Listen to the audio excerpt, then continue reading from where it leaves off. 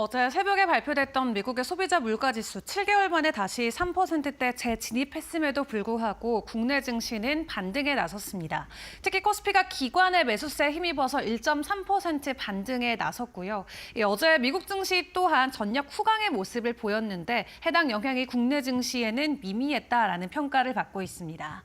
어제 하루 거래대금만 놓고 봤을 때는 6개월 만에 최대치를 기록했던 하루였기도 하고요. 이 물가 상승이 있었지만 우크라이나 전쟁 종식에 대한 기대감이 일부 관련주들의 주가 상승을 크게 끌어올리면서 코스피와 코스닥이 모두 상승한 것으로 확인해 볼 수가 있겠습니다.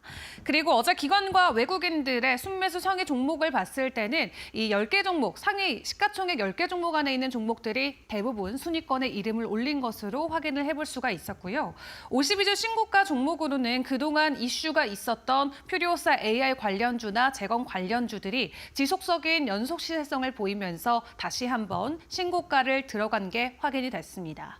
이슈와 종목들도 점검을 해보도록 할 텐데요. 다음 장 함께 확인해 보시죠.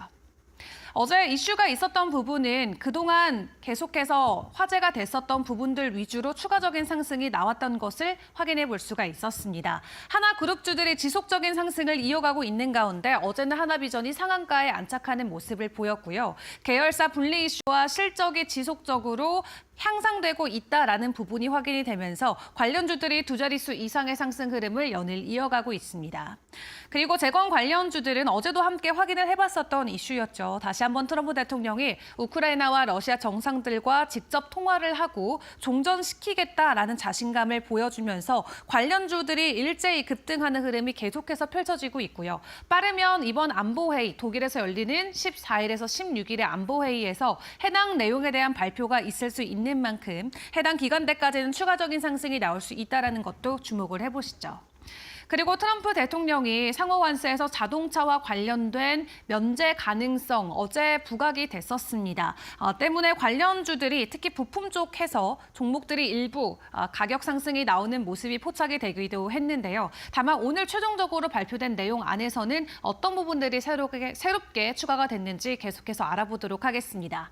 먼저 어제 시간에서 변동성을 보였던 이슈들부터 점검을 해보도록 할 텐데 이제 모든 AI 반도체 처음부터 끝까지 올 메이드 인 코리아를 하기 위해서 정부가 적극적인 지원에 나선다고 합니다. AI 반도체 생태계 구축을 하기 위해서 1조 원을 투입한다라고 하고 이 4대 분야인 기계와 로봇, 사물 인터넷, 가전, 자동차, 방산 등 해당 분야에서 AI 반도체 칩에 대한 수요를 어느 정도 충족을 시켜주기 위해서 기업이 직접 움직인다라고 하고요. 팹리스나 파운드리를 모두 합친 드림팀을 만든다고 합니다.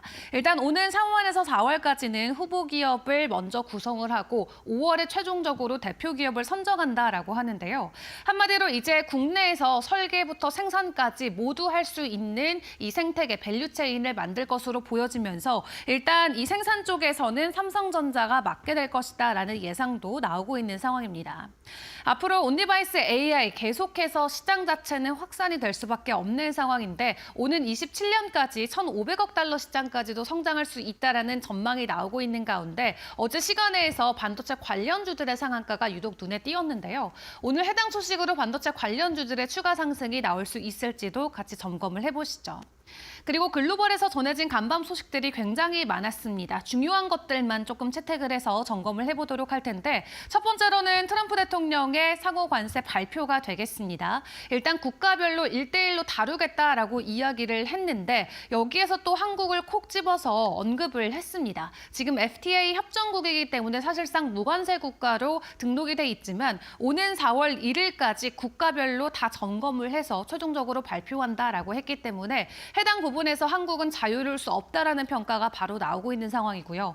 또 거기에 추가적으로 반도체 보조금 재협상 추진하겠다는 소식까지 전해졌습니다. SK하이닉스와 삼성전자, 바이든 정부 때 받아냈던 보조금이 최종적으로는 위태로울 수도 있다라는 관측들이 제기가 되면서 앞에서 확인해봤던 이슈와는 반대로 대형주들 위주로는 이 상당히 약진한 모습들이 나올 수 있다는 것도 기억을 해보시면 좋을 것 같고요.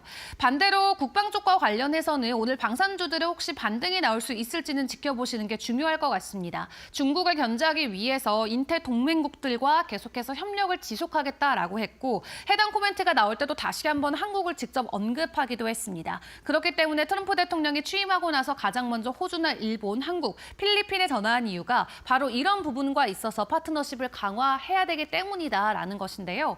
오늘 방산 관련주들 계속해서 시세를 보일지도 같이 지켜보시고요.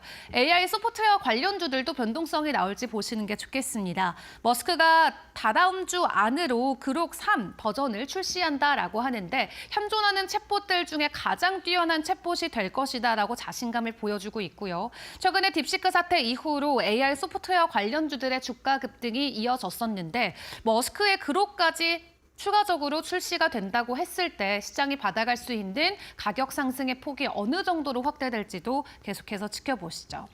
그리고 휴머노이드 로봇 같은 경우도 지난 1월 CES EU로 연속 시세를 계속해서 보여주고 있었죠. 이번에는 구글 쪽에서 이 휴머노이드 로봇과 관련된 투자 소식을 전해왔습니다.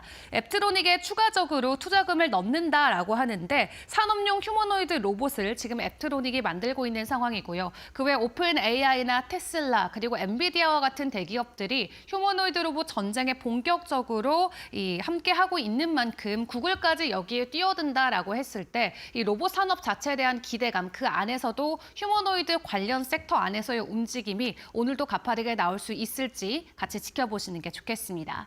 그 외 주요 일정들 정리를 해보도록 하겠습니다. 오늘 PPI 발표가 됐죠. 시장의 예상치를 상회하는 수치가 나왔고요. 여전히 미국의 물가, 인플레이션은 잡히지 않는 듯한 모습처럼 시장이 풀이를 하고 있습니다.